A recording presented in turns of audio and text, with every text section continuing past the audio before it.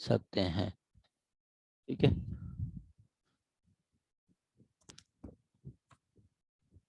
Sir जी madam.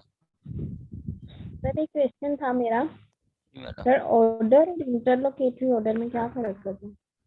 Order और interlocutory order, interim order कहते हैं मैडम। आर्डर जो होते हैं ना आपके, अब एक आर्डर तो आपके रूटीन में हो रहे होते हैं। ठीक है, एक वो आर्डर जिसमें कोई कोर्ट कोई स्पेसिफिक कोई आर्डर करे, कोई जैसे आपका राइट्स रख आप कर देते हैं, या आपका जिसमें इंटरम आर्डर जिसमें आपको वो देते, इंटरम आर्डर में जैसे जिस पे स्टे देते हैं, वो आपका इंटरम आर्डर या इंटरलोकेटरी आर्डर होता है। ठीक है, एक तो जी मतलब जनरल ऑर्डर डेली चल रहे होते हैं, डे टू डे जो प्रोसीड कर रहे हैं जी। आज जज साहब छुट्टी पे हैं, आज जो कोई गवाह नहीं आए, आज प्लान जिसमें कोई खास ऑर्डर करती है, तो उसको आप इंटरम ऑर्डर करते हैं, इंटरलोकेटरी ऑर्डर करते हैं। जी सर। चलें सर जी। ये किस लोग के तहत है? हैं, किस लोग के तहत है सर ये? ये आपका डेली बेस पे ऑर्डर होते हैं। ये आपका 104 भी है, ये भी ऑर्डर ऑर्डर अगेंस्ट अपील है ये। सर इंटरलोकेटरी का स्पेसिफिक प्रोविजन है? नहीं, ऐसा सच कोई स्पेसिफिक प्रोविजन नहीं है मैडम उसकी। वो स्टार्ट में उन्होंने जी बताया कि जी अपील अगेंस्ट डिक्री भी है, अपील अगेंस्ट ऑर्डर भी है। वो स्पेसिफिक जी सर। प्रोविजन नहीं है, कोई सीपीसी में कोई स्पेसिफिक प्रोविजन नहीं है उसकी। जी सर ठीक है। कहता है an appeal shall lie from the following orders save as otherwise provided in the body of this code और any other law for any other law for the time being in force। कि आप कहता है कि जी आपका सिर्फ इन्हीं orders में आपकी आर्डर अपील होगी, इनके अलावा कहीं पे भी अपील नहीं होगी। सिर्फ इन्हीं आर्डर्स में अपील होगी, उनके अलावा कहीं पे भी अपील नहीं होगी। ठीक है, कौन सा है? सबसे पहले वो कहता है जी आपका 35। 35 आपका है जी कंपेंसेटरी कास्ट। Compensatory cast.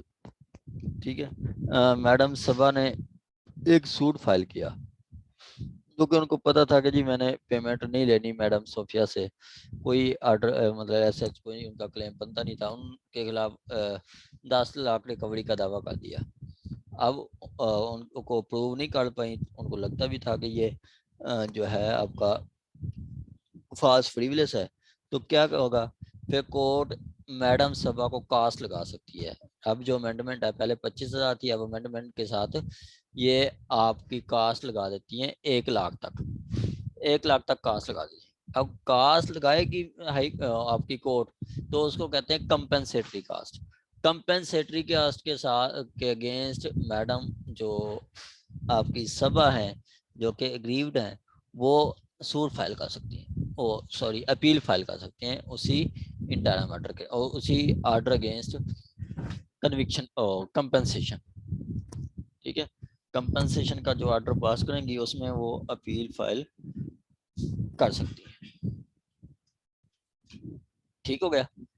आगे है जी आपका ऑर्डर 47। ऑर्डर 47 क्या है कि जी आपकी एग्जीक्यूटरी कोर्ट, आपकी आपकी एग्जीक्यूटरी कोर्ट सम्राट मतलब एग्जीक्यूटरी कोर्ट सम्राट जो कोर्ट आपकी डिक्री एग्जीक्यूट कर रही है, जो कोर्ट आपकी डिक्री एग्जीक्यूट कर रही है, वो कोई भी सेक्शन 47 कहता है वो कोई भी इश्यूज रिजॉल्व कर सकती है। वो कोई भी सेक्शन जो है वो उसको मतलब जो कोई भी ऑब्जेक्शंस हैं उसको रिजॉल्व कर सकती है।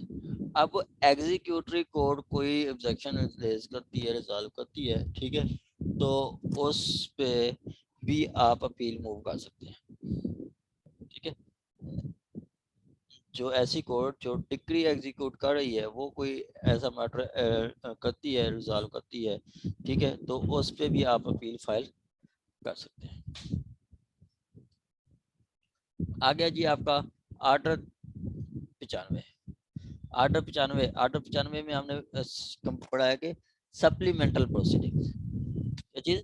सप्लीमेंटल प्रोसीडिंग में आपने देखा है कि जी ऐसी प्रोसीडिंग्स जो कि आपकी मतलब जो इंसफिशिएंट ग्राउंड्स पे आपने कोई अरेस्ट कराया है, अटैचमेंट कराई है या कोई प्रॉपर्टी सेल कराई है किसी डिफेंडेंट की, ठीक है, या डिफेंडेंट को इंसफिशिएंट ग्राउंड पे अरेस्ट कराया है, तो इस सूरत में आप उसके खिलाफ आप अपील मूव मतलब उसके खिलाफ अपील मूव कर सकते हैं। सपोज मैडम सभा ने अभी सूट फाइल किया, सूट फाइल करके मैडम सोफिया के अगेंस्ट सूट फाइल किया और सोफिया के अगेंस्ट उन्होंने सेक्शन 94 की एप्लीकेशन दी कि जी मैडम सोफिया जो है अपनी प्रॉपर्टी सेल कर रही है, या मैडम सोफिया ये जुरिडिक्शन लीव कर रही है, ये अमेरिका जा रही है। एक तो उनसे सिक्योरिटी लें या इनको अरेस्ट करें, अरेस्ट करके इनको पाबंद करें और इसको सिविल प्रिजन में डालें, या इनकी प्रॉपर्टी अटैच कर लें। कोर्ट क्या करती है, इनको बुलाती है, नहीं आती तो उनको सिविल प्रिजन डाल कर देती है, या कोर्ट इनको सेक्शन 94 सब सेक्शन 2 के तहत इनको कहती है कि जी आप आए, आप प्रॉपर्टी के डॉक्यूमेंट्स में दें, और प्रॉपर्टी इनको अटैच कर देती है, ठीक है। और बाद में पता चलता है या 94(1) के तहत उनको कहती है कि ये सिक्योरिटी फॉर अपेयरेंस दें, और ऑर्डर करती है, नहीं सिक्योरिटी देती तो उनको सिविल प्रिजन कर देती है। किसको, मैडम सोफिया को। अब ये जो सारी प्रोसीडिंग हुई है फॉल्स मतलब इनसफिशिएंट ग्राउंड्स पे हुई है, तो इसके अगेंस्ट मैडम सोफिया के पास जो कि डिफेंडेंट है उसके पास क्या राइट है, बाद में प्रूव हो जाता है कि जी वो सफिशिएंट ग्राउंड्स पे है, जैसे वो बाद में दावा खारिज हो जाता है, ठीक है, या प्रूव कर देते हैं कि जी मैंने तो कोई भागना नहीं था, मैंने प्रॉपर्टी कोई सेल नहीं कर रही थी, ऐसे अटैच कर दी है, वो अटैचमेंट बिफोर डिक्री हुई है ऑर्डर 38 के तहत, तो वहाँ पे मैडम सोफिया के पास राइट है कि वो मैडम सबा के अगेंस्ट एप्लीकेशन मूव करे। अब लेटेस्ट जो अमेंडमेंट है उसमें वो कहते हैं कि जी सो मोटो भी कर सकती है कोर्ट, ठीक है, 95 के तहत वो सो मोटो कर सकती है, या एप्लीकेशन पे मैडम सबा को कोर्ट जो है फाइन लगा सकती है, इतनी कंपनसेशन लगा सकती है जितनी के कोर्ट को लगता है कि ये रीजनेबल है for the cost of treatment या अदर कॉस्ट, ठीक है, तो इनको कास्ट लगा सकती है। ये बताता है 75 और 95 में बताता है अगर ऐसी कोई कास्ट लगती है तो उस पे भी अपील की जा सकती है, उस पे भी अपील की जा सकती है। सिंपली आपका सेक्शन आपका 95, उसके बाद सेक्शन 47 और 35A, ये अपीलेबल है।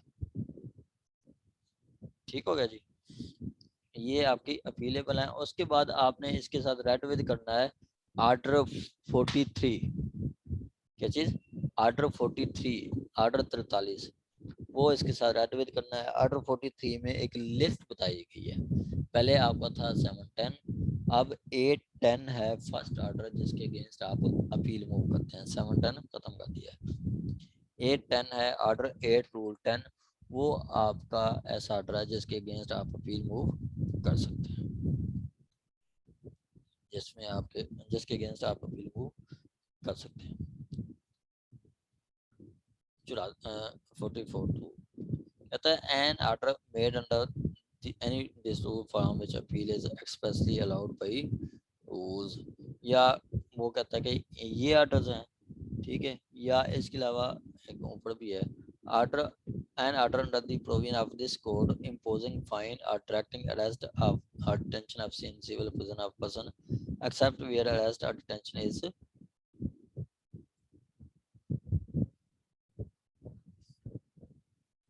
is an execution of decree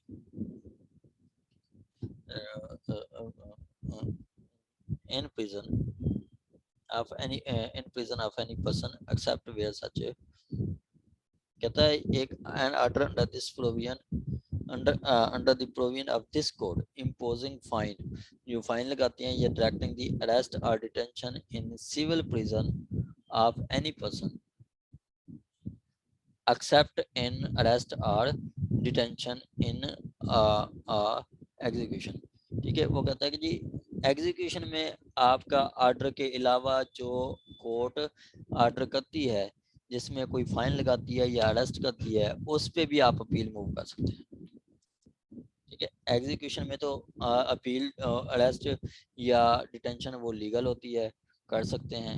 execution में आफ्टर डिक्री, ठीक है, डिक्री से जो पहले होता है वो आपका उसके खिलाफ डिक्री से पहले उसमें आप अपील कर सकते हैं।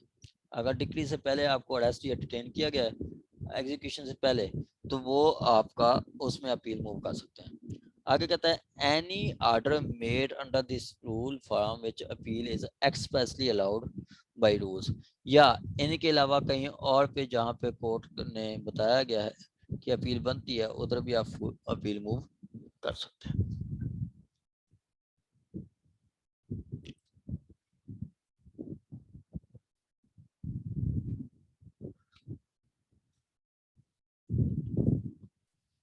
आगे कहता है provided that no appeal shall lie against any order specified in class F, save on the ground that no order or an order for the payment of less amount ought to have been made. Less amount ought to have been made. ठीक है, कहता है no appeal,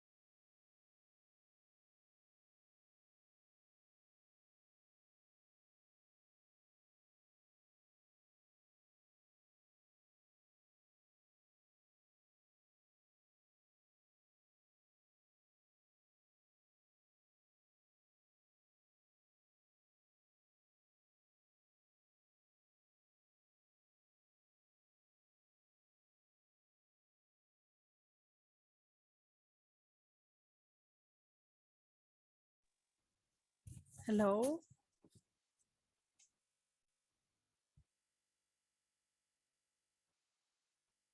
अच्छा माजरत, मुझे याद ही नहीं रहा कि मैं माइक ऑन करना, मुझे याद नहीं रहा। चलें, चलें मैं दोबारा पढ़ देता हूँ।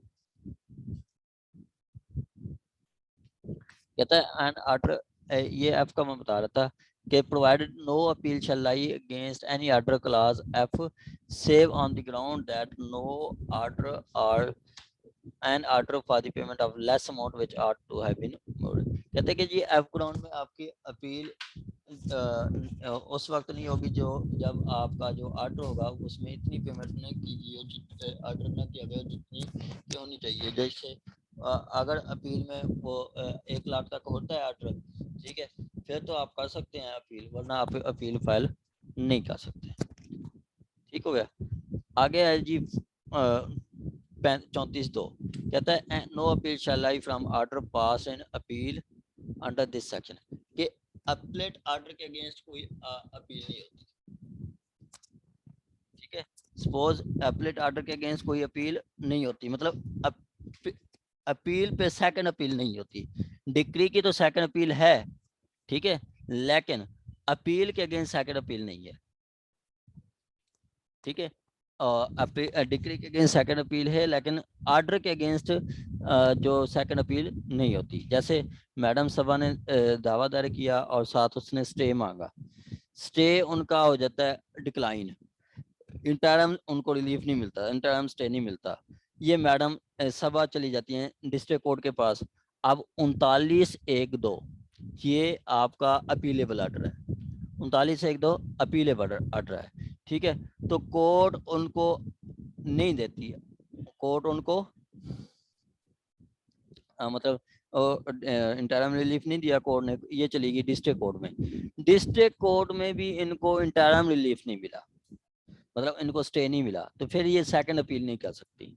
वो ये कहें कि जी हाई कोर्ट में अपील कर दूं, नहीं, ठीक है। इसी तरह मैडम सभा ने दावा दायर किया, प्रिंटिव फाइन ने इंटरम स्टे मांगा, नहीं दिया, ठीक है, और ये चली जाती हैं अपील में, अपील में इनको स्टे मिल जाता है।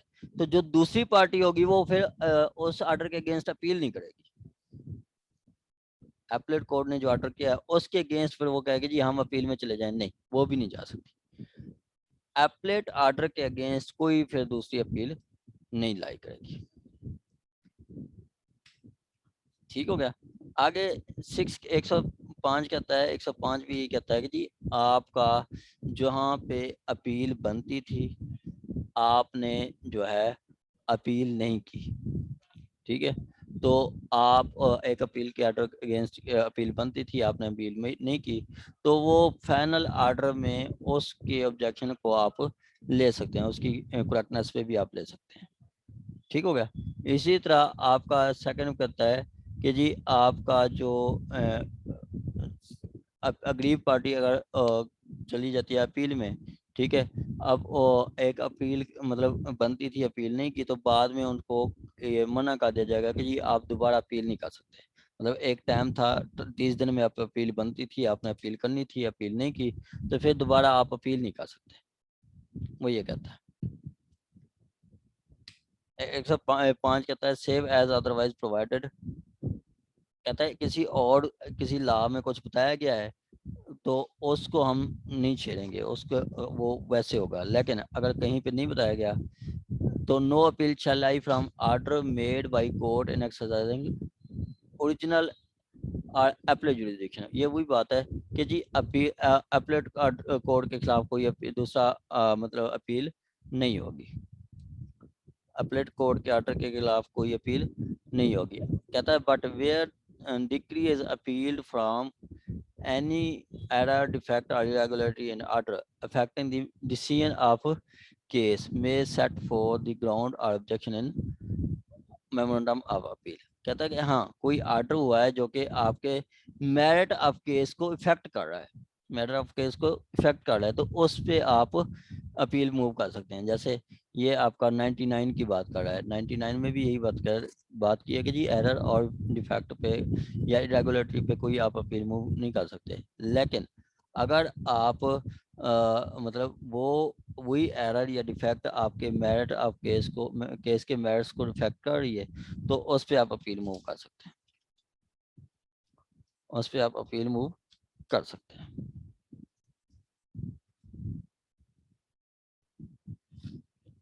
आ गया जी दो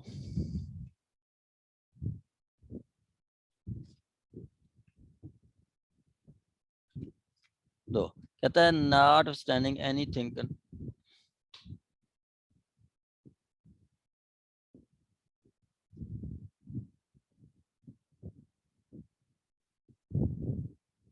अच्छा, not standing anything contain in subsection 1, कहता है बावजूद इसके कि जो सेक्शन 1 में बताया गया है, where a party aggrieved by order of remand made after the commencement of this order from which appeal does not appeal lie does not file appeal, he therefore precluded from disputing the correctness।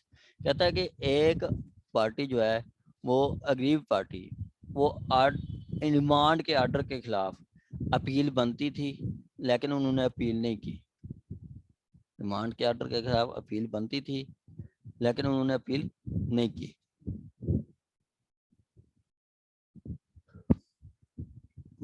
तो बाद में वो उसी remand वाली बात को या order वाली बात की करेक्टनेस पे ऊपर नहीं जा सकते, मतलब उसके खिलाफ फिर दोबारा अपील नहीं कर सकते। ठीक है, उसके खिलाफ वो दोबारा उसकी करेक्टनेस को आप वो चैलेंज नहीं कर सकते। एक बात कहता है जी सिंपली रिमांड का ऑर्डर था, आप अपील कर सकते थे, अपील नहीं की, तो बाद में किसी फोरम पे आप उस ऑर्डर को चैलेंज नहीं कर सकते, आप उस ऑर्डर को चैलेंज नहीं कर सकते।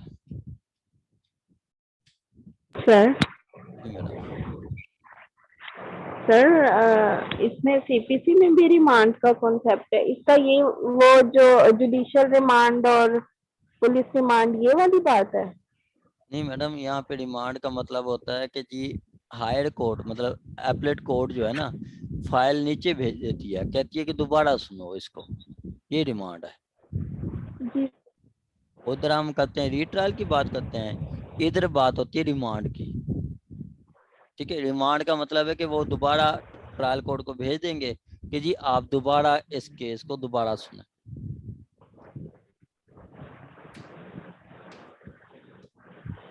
ठीक है, आप इसको उसको दोबारा सुने, वो ये कह रहा है।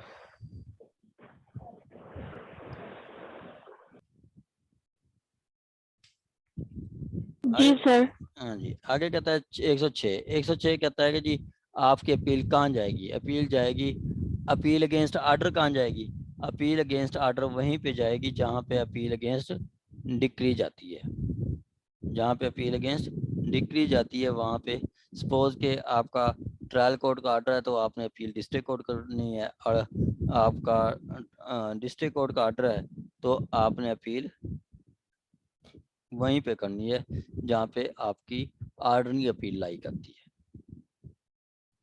ठीक हो गया, जहाँ पे आपकी आर्डिनरी अपील लाई करती है आपने वहां पे करना है।